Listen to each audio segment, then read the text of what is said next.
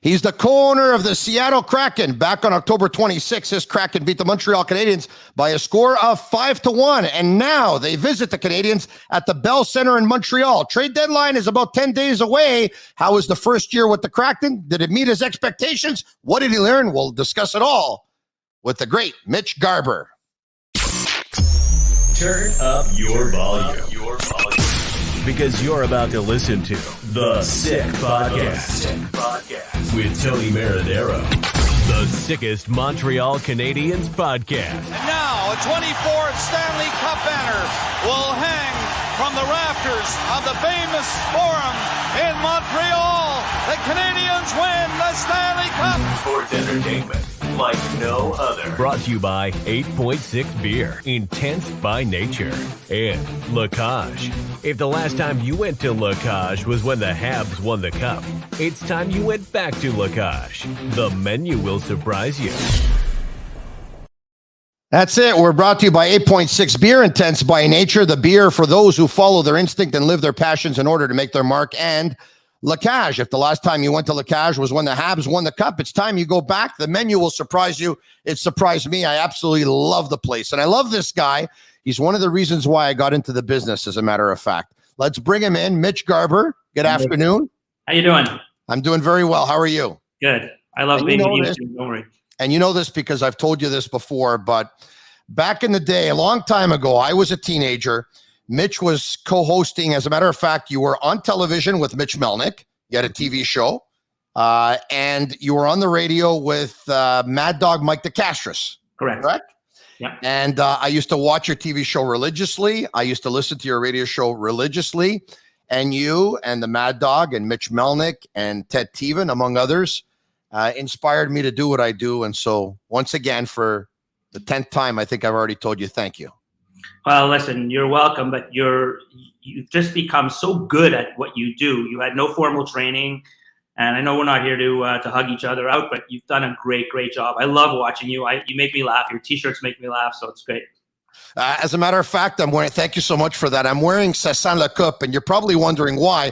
The Canadiens are last overall in the league, but Ça sent la coupe because for the first time since December of 2021, the Bell Center is going to be sold out, full capacity. And this is, for me, it's the best time since their cup run last year, right? It almost feels like it's the cup all over again. It's so great to be able to have people back in the building. It's funny because, for two teams that are at the bottom of the standings, it's a big night. First time the Kraken come to the Bell Center, come to Montreal. First time in months that there's going to be a full capacity crowd at the Bell Center. So even though the game is slightly meaningless, we certainly don't want to lose this game to get a better position in the draft. We want to win this game and beat the Canadiens. But it has a bigger meaning because the crowd's going to be there and because the Kraken are making their first appearance there. It's your first year, obviously, the Kraken and expansion team. You're part of the ownership group. Second lowest winning percentage, just a little bit better than the Canadiens. I know you always want to win, but let's face it, it's an expansion team. Was that somewhat expected? I'll be honest. I don't think so. I think that there's a bit of disappointment. There are factors that worked against us. We started on the road. Players never got to visit our arena until the first day of the first game that they played there. We had the same COVID issues that everybody else had. When you don't have a deep roster, because we haven't been in the league for very long, when you lose Tanev and Schwartz for an extended period of time, that's really like losing, two of your best players, other than McCann. If you talk about your scorers, McCann and Gord, and then you got this two, Schwartz and Tanev. And so losing, half of your good scoring machine is not easy. But we've been so happy with the fan reaction, with the attendance, with the branding, with, I think, the heart of the team. This team does not give up. They lost a game in Ottawa last night. They were down 3-0, came back 3-3, lost in overtime 4-3. The Maple Leaf game, another loss, hard-fought game, right until the empty netter by Austin Matthews. So the team has heart. And so if the thing you can build around is heart, then that's a good thing to build around for year two. And you mentioned trade deadline, free agency. This is the first season for the team to experience really both of those things. Every team's goal is to make the playoffs, and then they say you get in the playoffs and we'll see what happens. So I would imagine that that was the goal as well for the expansion Seattle Kraken. You'll correct me if I'm wrong. But if it was the goal, knowing that you were an expansion team and knowing the players that you drafted, would it have been realistic? Was it realistic? I think people underestimated the Western Conference at the beginning of the year, saying it was weak. I don't think it's weak. Edmonton is a big surprise in the Western Conference, the way that they've played, given obviously the talent that they have up front, and Darnell Nurse on defense, and a bunch of other supporters. Zach Hyman joining the offense. So, I don't think making the playoffs would have been a realistic expectation, but I don't think you ever enter a season in professional sports and say, we're not going to make the playoffs this year. You could say it at the midway point, but you can't say it at the beginning of the season. And look, the Canadiens are a perfect example. That wasn't a very good team that went to the Stanley Cup Finals last year. That team, probably in a season where you weren't only playing Canadian-based teams, probably wouldn't have made the playoffs and wouldn't even have had the chance to go to the Stanley Cup Final. So it actually gives hope to every team in the league that, if you get a bit of luck and a few pucks bounce your way and you make the playoffs, anything can happen, and that you should start every season, with the expectation that we should be able to fight for a playoff spot. Maybe it's the 16th spot, but who cares? Once you get there, anything can happen. You mentioned the fan base. Talk to me about the fans. When you were presented this project, did you take a look at Seattle and say, so many head offices are there, there's so much money there, there's so many young entrepreneurs there, and there's no hockey team there, and it's going to work? Or was it a little bit more complex than that? Was there ever a doubt that it would work, knowing the money that's in Seattle? Yeah, so when I joined the group, they had already made the decision that they were going to Seattle. That was Jerry Bruckheimer, David Bonderman, David Wright, who owns the Space Needle. Really strong group in Seattle that includes Andy Jassy, the CEO of Amazon, Adrian Hanauer, Jay Deutsch. Really good group in Seattle. So I was looking at it from the perspective that I was going to be a partner with David Bonderman, someone I've worked with for the last 13 years, and he's a mentor, and I adore him as a person and as a leader. And I did think about the business aspect before the sports aspect, because being in the same hometown as Microsoft and Starbucks and Amazon and Boeing and Expedia, and you can go on Alaska Airlines. So when you walk around our suite area of our arena and you look at the names on the doors, you say, how lucky could you possibly get than to be in a city that has this many, tech and other, corporate headquarters, and get their support for hockey. But at the end of the day, it's really the fans. They're all wearing Kraken gear. They don't leave. We were down 6-1 to Colorado, and my sons were at the game celebrating my son's 21st birthday. I wasn't there. And they were texting me. They're like, Dad, you have no idea. There's 3 minutes left in the game. We're down 6-1. I think it was 6-0. And then I think we scored to make it 6-1, or it was 7-0. We scored to make it 7-1. And the fans are screaming for that one goal and staying until the 3 stars are announced. Now, will that go on forever if you don't win? Probably not. But it's really exciting to have that as to start with that kind of support. And then it's up to us to earn the support or the continuation of the support. Mitch, you love sports. You have ever since you were a young kid. Was it also a chance for you to be a part of something where you could, without being the GM, you can kind of feel like you're the GM because you're probably aware of the day-to-day conversations? They probably had you in on the expansion draft. You're probably going to be at a table or on a Zoom call for trade deadline day on the 21st of March. Maybe you will, maybe you won't. You tell me. But for you, do you kind of feel like you're almost like working in part of the front office? I have the luxury of speaking to Ron Francis and Todd Lewicki really often, but at the same time, I know what I don't know. I think I'm more of a hockey fan than a hockey expert. And the way I kind of realized that was, yes, I know a lot about hockey. There's no question. But the scouts and the GMs, they know a lot more. And the part that I don't know, which you have to be very careful about, is you don't know what's going on in the room. You don't know what the players really think of the coach. And you don't know what's going on in the player's home and his relationship in their family. So it's easy as a fan to say, oh, he's not playing well. Oh, he looks like he has no heart. Oh, he doesn't come back. But you don't know what's going on. What's he battling? So, you need to have that information in order to know whether it's temporary or not, whether the player's unhappy in your city or not. So I'm really conscious of what I don't know. And Ron is a great great person to educate me more. And of course, I think that, you know, the rest of the ownership group probably appreciate that there are a few members of the group that know hockey better. But we've got a great GM. I really, you know, I believe strongly in Ron. Todd Lewicki's run the Tampa Bay Lightning. He's run the Seattle Seahawks. He knows this. He knows the sports world. So I just feel like I'm sort of a lucky fly on the wall, maybe a bit more than a fly on the wall. Realizing a dream, absolutely. You know, I grew up. My dad was bankrupt. I know I did not have money as a young person. I didn't miss a meal, so I don't want anyone to feel sorry for me. But this is all part of a dream that I never could have imagined. It's amazing.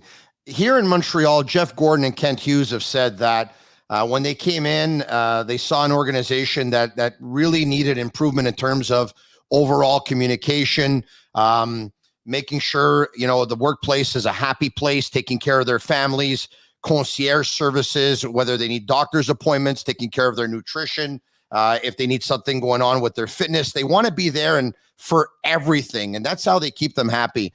You know, you just talked about some of the things you don't know is, you know, what's going on in the player's home, what's going on in the locker room. Are they having a tough time away from the ice and stuff like that?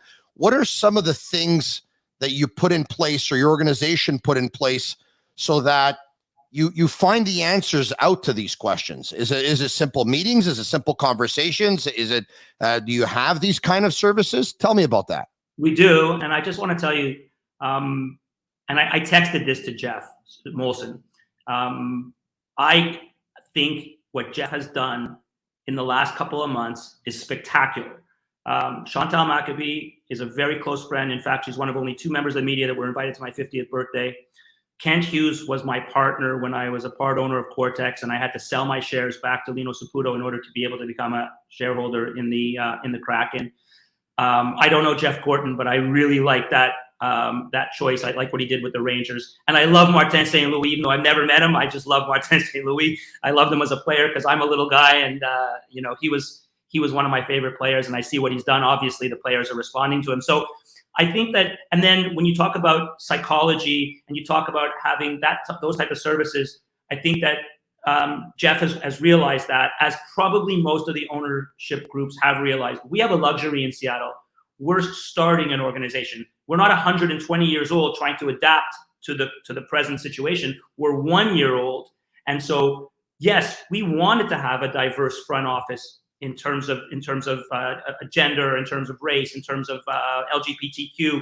We wanted to have diverse broadcasting team, highest quality, but we wanted also to have diversity. We want our players to have the psychological support that today they need, because today mental health is no longer stigmatized, and there is no shame in having a therapist or in needing counseling for one reason or the other, whether it's your gameplay, your home life, an addiction of some sort. So starting a team in Seattle, knowing what the needs are in today's kind of modern society, and knowing how important mental health is in today's modern society, we were in a very strong position to start it the way that all these other teams are getting to, and they will get to. It just takes a little more time. When you're 100 years old, and if you're a company or a team, if you're 100 years old, it's not the same as starting a company, this year. If you want to pick up a Seattle Kraken jersey, and it's one of my favorite jerseys in the National Hockey League, and I'm not just telling you that because you're here, Mitch Garber, sportbuffshop.com for all of your officially licensed sports apparel and our sick merchandise as well. Use code 615 for 15% off on all of their items. And a shout out to matrixhomefitness.ca as well. You can bring it home, discover a club quality workout in the comfort of your own home. Visit matrixhomefitness.ca. I was going to ask you what you learned this year, but you had told me, or you mentioned a couple of minutes ago, that, you know your hockey, but the one thing, you don't know is you don't know what's going on in the room. You don't know what's going on off the ice. You don't know what's going on in their homes. There's certain things you don't know. Is that what you learned? Or is there something else that you learned being more now on the inside that you hadn't realized when you were on the outside prior to being a co-owner? Yeah, I think, winning is hard. I think you have to be a little bit unemotional. I'm not unemotional. I'm watching the Kraken game, and, when we lose a close game in overtime or in a shootout, I feel terribly for the players. I feel terribly for the fans. There's a war in Ukraine, so an overtime loss is meaningless. And I understand that. But we divert our attention by being sports fans. I'm not in this to make money. I'm in it because it's so enjoyable. So I'm learning the business. I think I have a really good handle on the business. And the hockey side, I really want to go through this first free agency and this first trade deadline. And I think I'm going to learn a lot from it. So, for example, this list of UFAs, are they actually going to be free agents? Is Johnny Gaudreau or Philip Forsberg or, Palat? All these guys might get re-signed. They may not be you. You can make all the plans in the world of who you want to go after, or don't want to go after, but you don't know who's going to be out there. So I'm interested in seeing this first season through and seeing what Ron accomplishes. And you have UFAs yourself. You have Yarncroc, you have Johansson, you have Giordano, you have Blackwell, and you have Riley Sheehan. So you have 5 of them.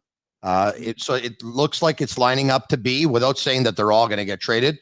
You would expect, knowing where you are in the standings and knowing that other teams that are going to make the playoffs or make a push need players, you're going to be a seller, obviously. You expect to be busy?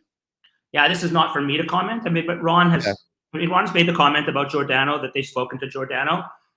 He's been so good for this team. What a great leader he is. And he's great on the ice. It's not long ago he won the Norris Trophy. Yeah. I think it was like three years ago. So he's a terrific person and a terrific player. So paint the picture how March 21st is going to go. Are you physically going to be in a room, or are you going to be on a Zoom call or whatever it is?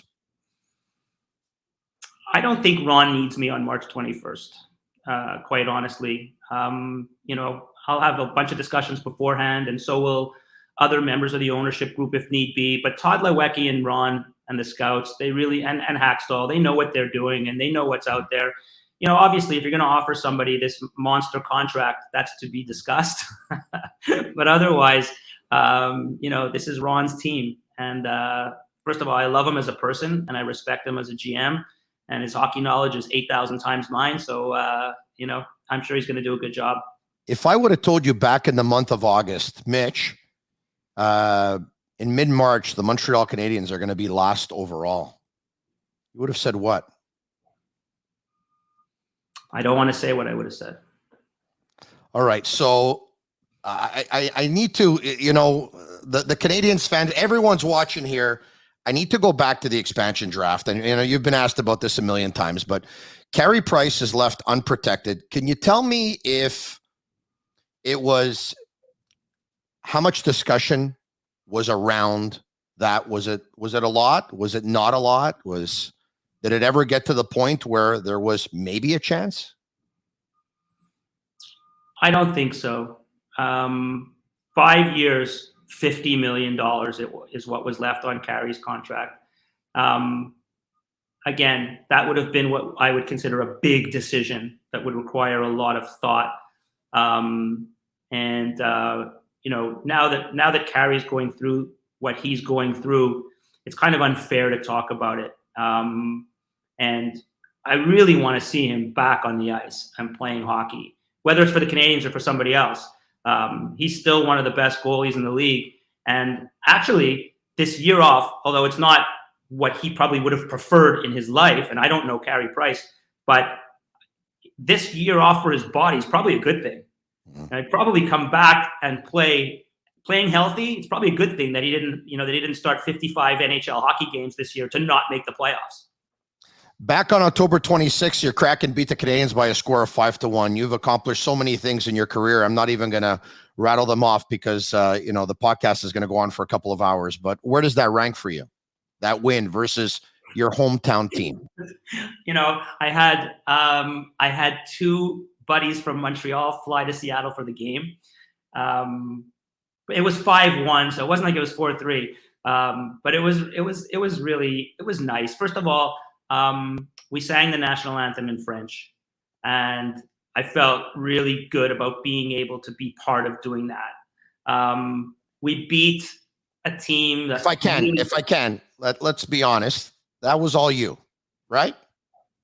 It was me and a guy named Johnny Greco who runs all of the game entertainment. But he has a real sense for what's right and for the game.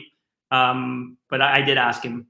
Good for you, Mitch. Good for you. I actually gave him I gave him a couple of ideas, and I sent him a YouTube video of Roger Doucette, and I sent him a YouTube of Jeanette Renaud, and I said, you could play this and not have a live person. So he just he deleted that idea, but it's okay. It was an idea at the time. Good idea too. Obviously.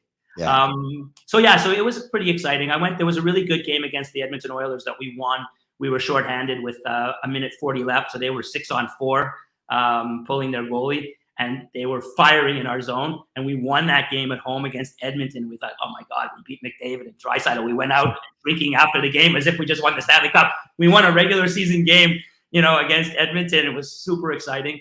And the Montreal win, I enjoyed it a lot. I'm a kid, I'm a hockey fan. I enjoyed it. Wrapping up here, I won't keep you too much longer. I know how busy you are, but I would imagine you're going to be at the Bell Center on Saturday night for your Kraken and the Montreal Canadiens. How many are you going to be? 20. All right. And if you win the game, I took a suite. I took a loge at the game, and just bringing friends, my two sons, some friends, a couple of well-known Montrealers whose names I won't name, just for fun. And if you go out and you beat the Canadiens again, are you going to go on the town and have a couple of beverages again? Probably. I don't drink, but I'm willing to make an exception, by the way. If we can meet up after the game, You can come see me during the game. I'll tell you where I'll be. It sounds pretty good.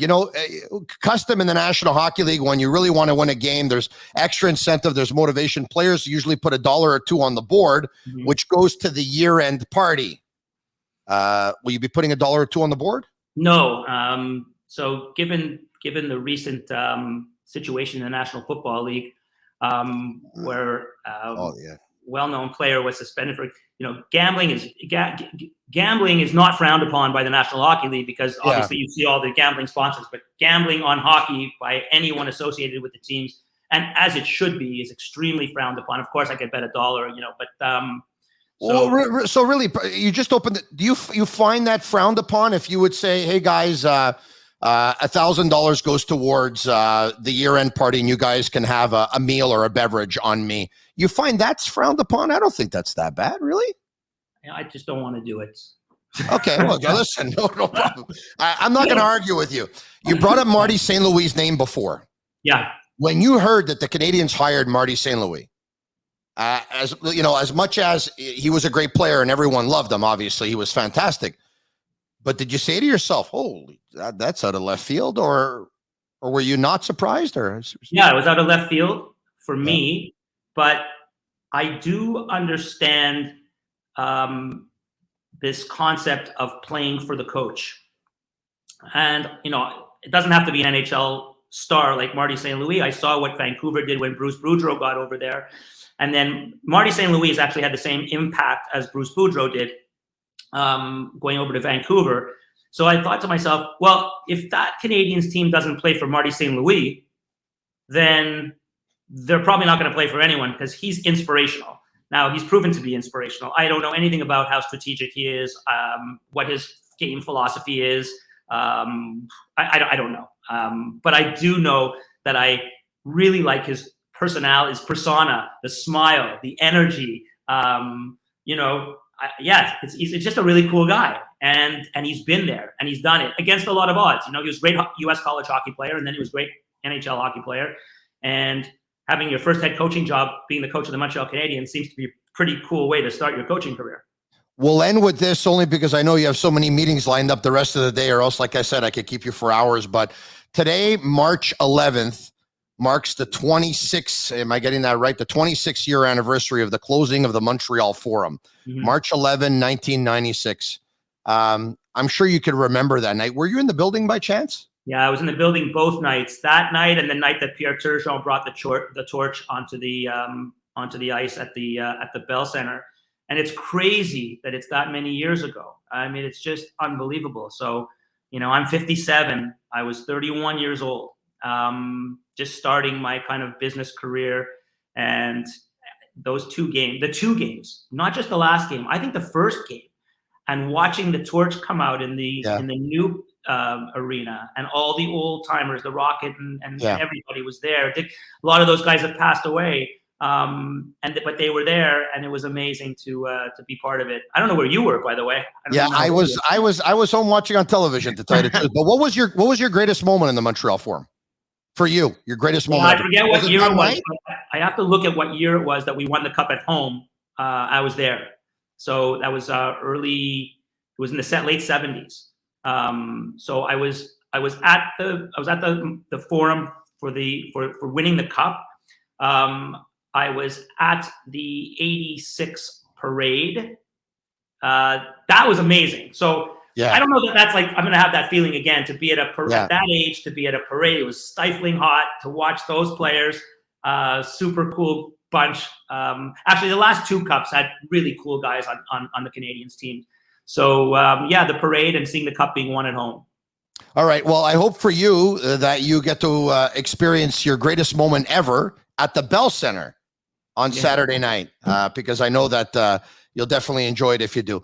But I think the Canadiens are going to be ready. You know, you beat them 5-1 last time around, and I think there's some guys that don't want that to happen again. They have a huge advantage. They have 21,000 people. They've been playing empty. Okay, They got Marty St. Louis and 21,000 people. So they got 2 things working in their favor. But we're going to come out hard. So I'm looking forward to come see me tomorrow night, and we'll have a chat. Mitch, have a great night. Thanks. And thanks for joining me. All right, take care. Thanks again. Okay. There you go, Mitch Garber, the great Mitch Garber. I love the guy, really, I do. The Sick Podcast on Facebook, on Twitter, on Instagram at The Sick Podcast. Subscribe to our YouTube channel if you haven't already. The Sick Podcast is absolutely for free. Tell your friends about it, and you can get notified once we upload an episode or once we go live.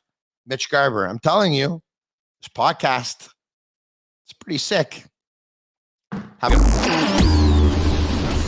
And that's a wrap. Hope you don't miss us too much until next time. Follow The Sick Podcast with Tony Marinaro on YouTube, Instagram, Facebook, Google Play, and Apple Podcasts. The Sick Podcast is brought to you by 8.6, Intense by Nature, and Lacage. If the last time you went to Lacage was when the Habs won the cup, it's time you went back to Lacage. The menu will surprise you.